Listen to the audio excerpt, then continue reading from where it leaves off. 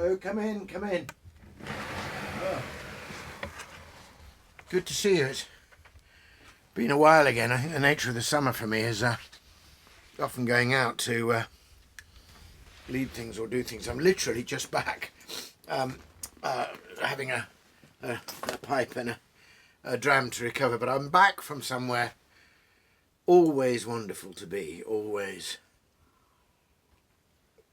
a source, always if you like, a thin place. There's something of heaven shimmering through. I'm talking about Little Gidding, which is the setting for the last of Eliot's 4 quartets, and I was asked to go there. In fact, I've been there twice recently. I went with a group from Regent on the 18th of August, and I just come back from being with a group from Virginia Theological Seminary. And it's not that I have that much to offer. I know and love the poem, and I've known and loved the place for a long time. It's the poem itself, to read the poem in the place, you know, in a secluded chapel while the light fails, to encourage people as they hear the words to kneel where prayer has been valid. It's wonderful. And in fact, I mean, I've got a long history of going there. I hadn't quite realised that. Let me see. So here is, this is a copy of 4 quartets. Well, it always says the 4 quartets, but actually the poem's called 4 quartets. This is the copy which I took, and I was there, as I say, on the 18th and the 26th. And when I opened it up on the 18th, of course, I saw that I'd borrowed Maggie's copy, my wife's copy, but then I saw this wonderful inscription. Little, do you know, glasses on.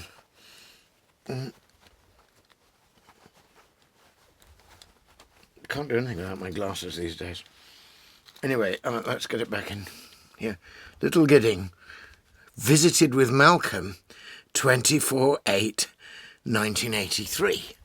So that's 40 years ago, and in fact it's before we were married. So I'm Malcolm, perhaps a person of interest, but not my husband yet. We got married about a year later in 84. So it's really lovely to be holding the copy in which she'd chosen to inscribe the fact that she'd been there with me. So I've been going there for a good long while. Anyway, I thought since you've dropped round, it might be nice just to... I can't read the whole thing to you, but I'll... everything dying here. This should work. Here we are. I'll read you some favourite bits. I'm sure you know the poem anyway. Each of the 4 quartets was sort of framed around, among other things, one of the 4 elements. So Burnt Norton is the air one, and East Coker with all that earthy stuff and country stuff is the earth one. Dry Salvages with the sea and the river is of course the water one. And Little Gidding is the fire quartet. It's also therefore the Pentecost quartet. Pentecost gets mentioned early, Pentecostal fire. And it's really a meditation. I mean, all the quartets are meditations on the relationship of time and eternity, and the moment when eternity touches time, and when the things that are fleeting might suddenly be touched eternal. History itself, which is a series of fleetingness and memories, he suddenly realises that history is a pattern of timeless moments, and that you can take the now, the right now, and connect time and eternity. But fire, of course, is a wonderful symbol, because fire, in the sense of destructive fire, is an image of mortality and death, and all things burning in the end, and, you know, things being reduced to ashes. And yet fire is the fire of the divine love. Fire is the fire of the burning bush. There is a pure fire, which is the eternal fire, of which the destructive fires of earth are only a kind of negative shadow. But the true fire, of course, is different. And of course, the tongues of fire of Pentecost. So it's a wonderful meditation on all of those things. And the other great symbol that starts the whole 4 quartets is the rose. And it starts with the rose garden in Burnt Norton. And the rose is both, also like the fire, a symbol of mortality. The rose petals falling, gather ye rosebuds while ye may, old time years are flying, and sure the flower that smiles today tomorrow will be dying. And yet the rose is the far-off, most secret and inviolate rose. It's the eternal rose. And in the end, it's the rose petals, which become for Dante part of his vision of the whole cosmos, flowering, and all of us gathered around the fire of the divine love, but like the petals of an eternal rose. So all of that comes in. And I'll just read you some little bits, because it was such a joy to read this in the place. So you remember, he suggests that we begin in what he calls midwinter spring, a thaw in the middle of winter, and the light coming from the ice, almost like a fire. And then he says, in windless cold that is the heart heat, the brief sun flames the ice, reflecting in a watery mirror a glare that is blindness in the early afternoon, and glow more intense than blaze of branch or brazier stirs the dumb spirit. No wind, but Pentecostal fire in this dark time of the year, between melting and freezing, the soul sap quivers. It's wonderful opening to this possibility of being made alive again by that divine fire.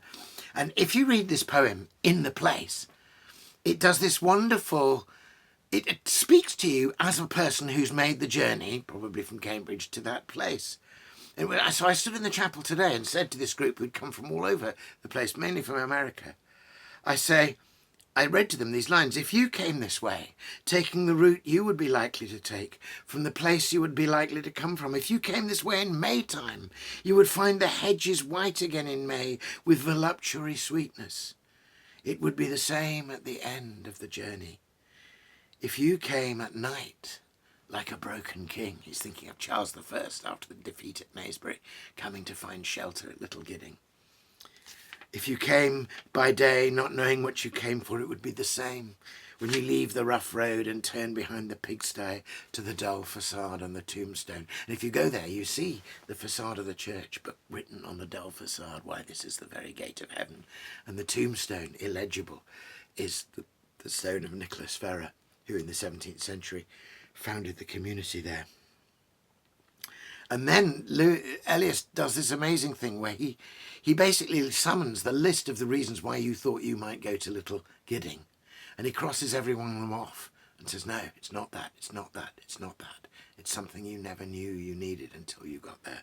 So he says, if you came this way, taking any route, starting from anywhere, at any time or season, it would always be the same. You would have to put off sense and notion. You're not here to verify, instruct yourself, or inform curiosity, or carry report. You are here to kneel where prayer has been valid. And to read that in a place where people really can kneel where prayer has been valid is wonderful. Now, Eliot visited Little Gidding in May of 1936, only the once. But clearly something happened there, so some kind of disclosure and experience, which made him think about it again. But when he wrote this poem, the Fire poem, was during the height of the Blitz. He could have gone back to America, he had the citizenship, but he chose to stay with us in his adopted country and sit through this appalling trial by fire, these bombers coming over. And he actually sat, as it were, I was a fire watcher, so he was on the roof of one of these buildings looking out to see where the bombs were falling so they could direct people to go. And a bomb hit the paper warehouse for the paper that Faber used to publish poetry, including his poetry. And the whole thing went up and he felt all the ashes falling. But he was walking after the air raids. He would go out and do walks around to see where the damage was and report that so that, you know, it could be repaired as far as possible or people could be helped and rescued. And you can imagine him walking where he lived, Kensington, houses half destroyed. Maybe he saw someone, maybe this is where it comes in, some man whose rose garden has been burnt. And that's how he comes to the next line. You'll see this is the second part. Ash on an old man's sleeve is all the ash burnt roses leave. Dust in the air suspended marks the place where a story ended. Dust in-breathed was a house, the wall, the wainscot, and the mouse. This, the death of hope and despair. This is the death of air. It's extraordinary. I mean, dust, dust in the air suspended marks a place where a story ended is fantastic. First you think it's closing the book with the story in the dust. And you realise, no, it's just a story of a house. And then comes the wonderful passage where he meets the familiar compound ghost, as it were, the Dante figure, who proposes to him all the sheer error and folly of our living, and says, from wrong to wrong the exasperated spirit proceeds, unless restored by that refining fire where you must move in measure like a dancer. And that's an allusion to the wonderful bit at the end of the Purgatorio where all the poets gather, where you have to get through the fire and be purged of your desires in order to go back to the garden, to return to the Garden of Eden before you begin your ascent to heaven. So, from wrong to wrong the exasperated spirit proceeds, unless restored by that refining fire. There's more of the poem, and then comes the beautiful, beautiful fourth lyrical section, just 2 verses, which are the core of the poem, I think. You may well know this. The dove descending breaks the air with flame of incandescent terror, of which the tongues declare the one discharge from sin and error. The only hope, or else despair, lies in the choice of pyre or pyre, to be redeemed from fire by fire. Who then devised the torment? Love. Love is the unfamiliar name behind the hands that wove the intolerable shirt of flame that human power cannot remove. We only live, only suspire, consumed by either fire or fire. Will it be the destructive fires of this world, or will it be the purifying fire of the divine presence, the divine love? And having given us that image of the destructive fire, he refers to the Luftwaffe planes as the dark doves with the flickering tongues, and the burnt roses. He finally returns at the very end of the poem, the famous end of the poem, to bring the rose and the fire together, not as signs of destruction, but of an eternal redemption. You know this, but this is just so perfect. We shall not cease from exploration, and the end of all our exploring will be to arrive where we started and know the place for the first time, through the unknown, remembered gate when the last of earth left to discover is that which was the beginning, at the source of the longest river, the voice of the hidden waterfall, and the children in the apple tree, not known because not looked for, but heard, half heard, in the stillness between 2 waves of the sea. Quick, now, here, now, always, a condition of complete simplicity, costing not less than everything. And all shall be well, as he brings Mother Julian in at this point, and all shall be well, and all manner of things shall be well, when the tongues of flame are enfolded into the crowned knot of fire, and the fire and the rose are one. That's the great redemption of the burnt roses. Glorious. So I've just had the thrill of reading that poem aloud in the place it was set, and it's always thrilling, even though I've done it several times. Anyway, thanks for dropping round, and Sláinte, and I hope to see you again soon in the midst of my many travels.